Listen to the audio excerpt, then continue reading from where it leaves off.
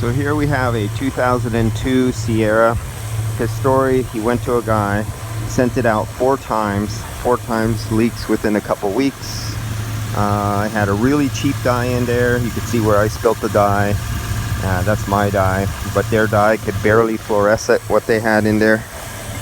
And so I'm looking for the typical Chevy. I don't see no leak point up there. You know, Chevy always has the leaks at the upper right corner.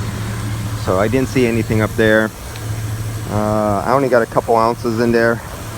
I went all the way up to 300 and almost 50 now, 320 something. I see evidence of this was wrenched off. You could see where it's twisted. You can see the shiny right there where the metal was bent. So they had this off and they were looking at the orifice tube. That's why I see those wrench marks on there.